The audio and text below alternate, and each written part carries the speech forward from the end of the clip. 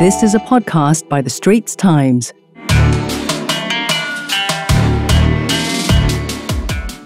Welcome to Asian Insider, a podcast series by the Straits Times. I'm your host, Nirmal Ghosh. Now, it looks like China and the United States, after their relationship hit the rocks in the last quarter of 2022, and then again briefly in recent weeks over the balloon incident, may be getting back to at least talking to each other. I say maybe because it is clear that the relationship is pretty fragile and in fact volatile, and it does not take much to derail it. Now, to discuss this, I have joining me today from here in the States, Joshua Kurlantzick, Senior Fellow for Southeast Asia at the Council on Foreign Relations, and from Singapore, Dr Adrian Ang, Research Fellow at the Rajaratnam School of International Studies in Singapore. Thank you, gentlemen, for joining me. Good to see you. Thank you, Nirmal. Thank you.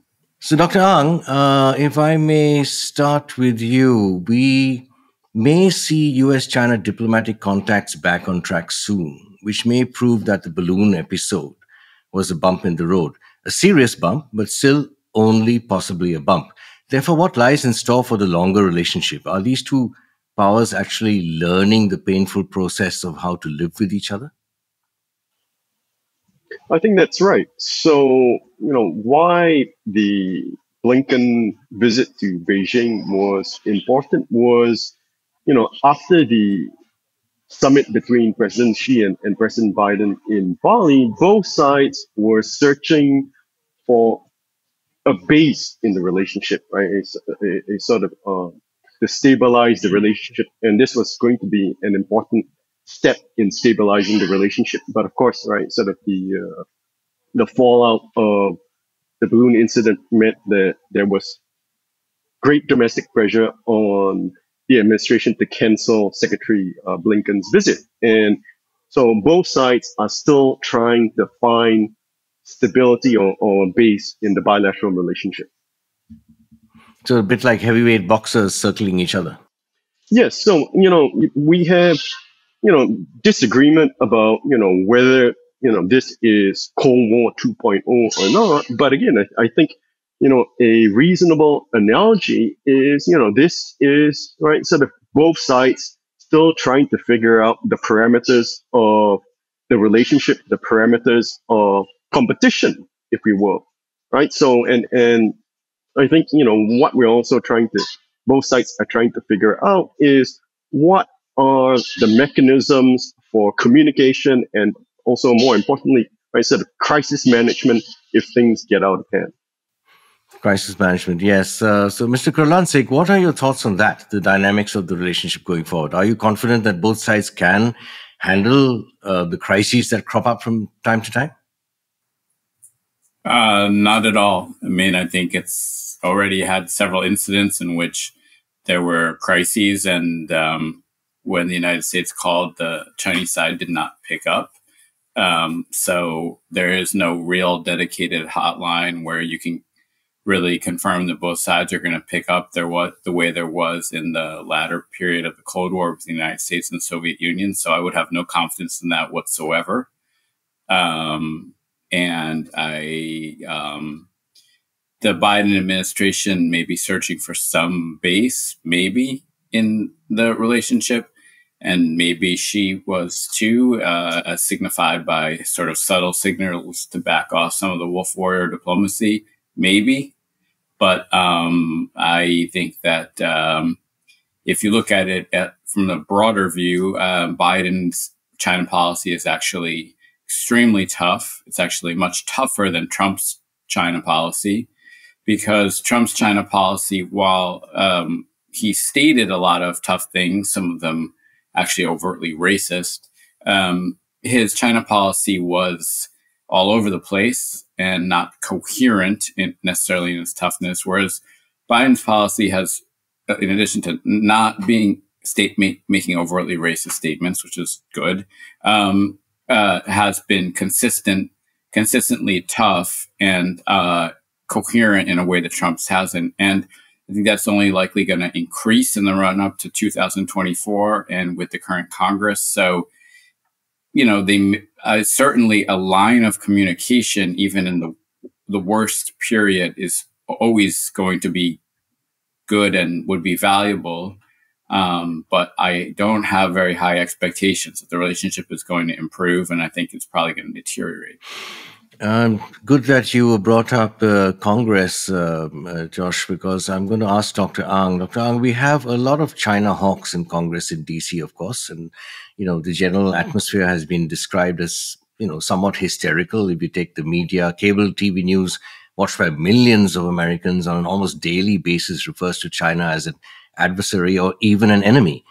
Now, the new House China Committee will be putting pressure on the administration to be tougher on China. In fact, they have a live hearing at prime time on February the 28th. Is there more risk associated with this going forward over the next 2 years as domestic politics becomes more intense in the US?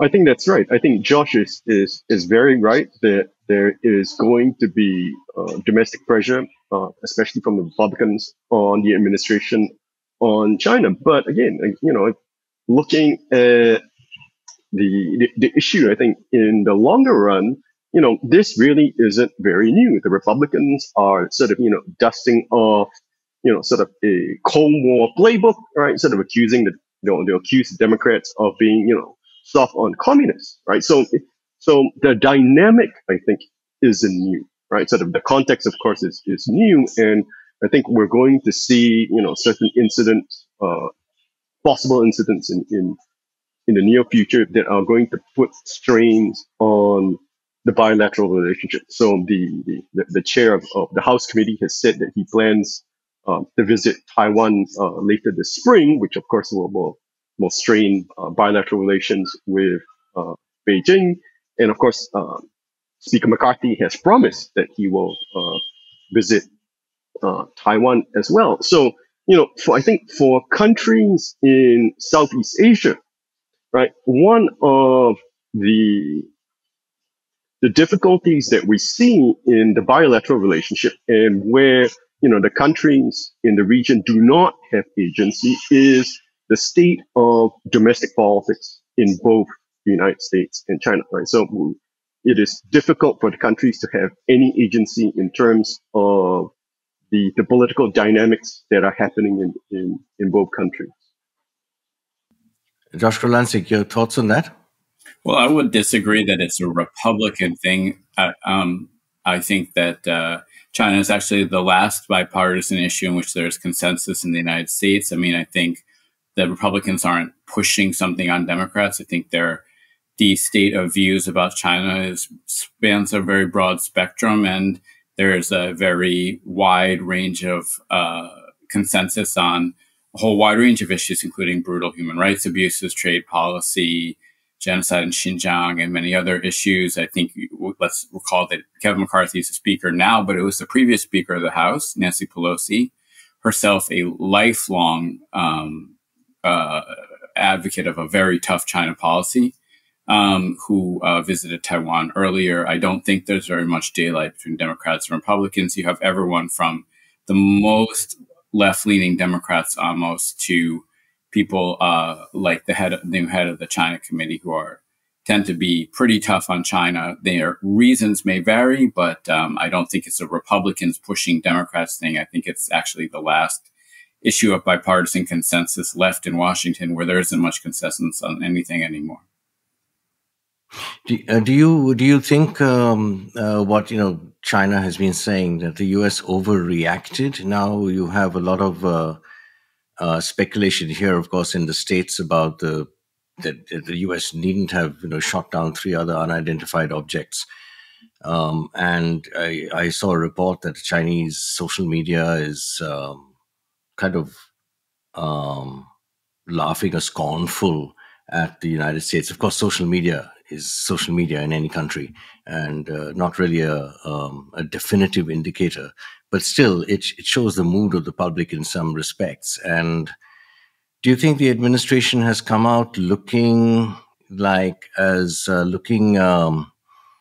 good from this, or do you think it was driven by politics, by domestic politics, and that sort of factor could get worse? I mean, I think the balloon got a little out of hand, but I mean, I think on the other hand, you could ask the question of whether it's some sort of signal that China is trying to, show that they can do X, Y, and Z, and not.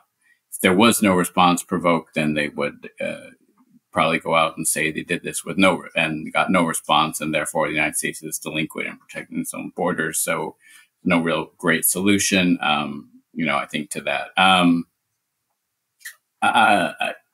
frankly don't think. I think that the relevant issue of it is that why was the decision made to do this, while at the same time it seemed to be that Xi Jinping was looking for some desire to back off a little bit from the wolf warrior diplomacy. He appointed a clearly non-wolf warrior type as foreign minister, the previous ambassador to Washington. So why do this now? Maybe he doesn't really want to reset things in terms of rapprochement. Maybe he wanted to try to create some sort of little spike of nationalism, given that he completely mishandled COVID and he had to crush protests around it. So it's a little bit befuddling. On the one hand, I think at a certain point the U.S. had to do something, but the other question to ask is why, if he really did want to reset the relationship from a base, why would China do this now? It doesn't really make a lot of sense.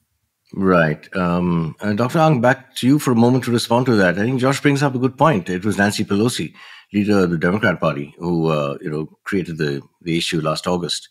And that visit was seen rather dimly in the region, if you recall. So there's not very much daylight between the two parties as such, although the Hawks have in the ascendancy now, shall we say, in Congress, right? Because it's under a Republican majority. Right. So I agree with Josh. So, I think, what is happening, of course, is a competitive dynamic between the two parties, right? Both sides are going to try to out-hawk one another on China again, right? So it's seen as a liability, right, to be soft on China. And I'd like to pick up on what Josh has said about, the befuddlement about, why is China doing what it did with the balloon? I think, it speaks to the larger problem, for us trying to look into China. There is opacity in the Chinese decision-making process, right? So we really do not have a very good idea of what is going on in China. It may very well be the case that, Xi Jinping didn't even know about, right, sort of the balloon program. So I think I just read that it's probably an initiative of the strategic support force of the PLA. So, it is possible that, even that it was for surveillance and reconnaissance. It's an ISR balloon, but it just got blown off course and straight into the US. But again, right, we don't know for sure because, right, nobody really knows what is going on in Beijing. Right. One of the things that concerns me is that this is an example of the types of miscommunication and misunderstandings and miscalculations that can happen on either side. And if they don't pick up the phone and talk to each other, which was supposed to be the case, then, this could get out of hand. But Joshua, if I may get back to you, you've written a bunch of books and you have a new book out. It's called Beijing's Global Media Offensive, China's Uneven Campaign to Influence Asia and the World. Now, that's a really fascinating subject. Give us a short take from the book, if you will. And tell me, the US is obviously beginning to push back. You see growing bans of TikTok, for example. Yet the American system is an open one. Well, the US hasn't banned TikTok. But it's a possibility. But I don't think that's likely the result. I think you're probably going to see some mid-range solution where countries ask for TikTok to have their user data stored on servers in the countries. I don't think the Biden administration really wants to ban TikTok. It doesn't have to. But the book looks at how China has increasingly tried to wield influence within other countries, societies, and politics all over the world, much more extensively than at any time in the past, except in some ways in Mao's era, but that was primarily limited to a handful of developing countries. Now, this is not new for Singapore. China has been a factor in Singapore's politics and society for a long time, as well as other Southeast Asian countries. But what's new is the extent and breadth of the influence in domestic politics and societies well beyond Southeast Asia, including Australia, New Zealand, Europe, the United States, Canada, places where, in the past when China was weaker, when they didn't have the extent of state media, where they didn't have as much influence over the local Chinese language media, where they simply didn't have the espionage and political influence that in other countries that they do now. They just couldn't wield such influence in places like New Zealand, Australia, United States, Canada, Europe, etc. And so their influence was limited primarily to their own regions, Southeast Asia, Taiwan, etc., maybe a little bit South Asia, well, Pakistan, certainly. And the book looks at the ways in which they have tried to wield that influence. But it also concludes that a lot of their efforts to wield influence, particularly their state media, and some other efforts have actually backfired quite badly and led to actually quite tough responses, not only by the United States, but by Singapore, for certainly with the laws on foreign interference. In Australia, backlashes in Canada and Europe, where you're going to see similar legislation on foreign and influence in politics, and probably similar legislation on limiting what foreign entities can invest in media and communications. Like you said, concern about TikTok, which is obviously China's by far globally most successful social media platform. Again, I don't think India has banned TikTok, but I don't think most liberal democracies are going to ban TikTok unless they absolutely have to. And there's a political element as well. TikTok is enormously popular among young people in the United States. Those young people are crucial to the Democratic Party. They're crucial to Biden's re-election campaign, although he hasn't technically announced it yet. I don't think he wants to be the president who bans TikTok. That probably is not going to go over well with 18 to 35-year-olds. So I think they probably will try to come up with some solution with ByteDance, with the parent company, in which, like I said, user data is stored within countries, and that makes people feel more comfortable that user data can't be either monitored or censored by the Chinese Communist Party. Okay, interesting. Thank you very much. Joshua Kurlantzick, Adrian Ang, thank you very much. That was a fascinating discussion, and look forward to catching up again with both of you sometime. Thank you for joining me today on Asian Insider. Thanks, Nirmal. Thanks, Nirmal. So that nicely wraps this discussion up for the Asian Insider podcast. I'm your host, Nirmal Ghosh. Join me and my expert guests for the next episode, usually on the fourth Friday of every month. That was a podcast by the Straits Times. Send your feedback to podcast@sph.com.sg.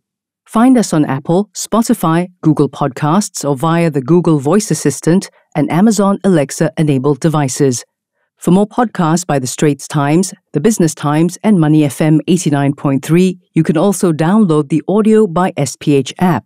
That's AWEDIO.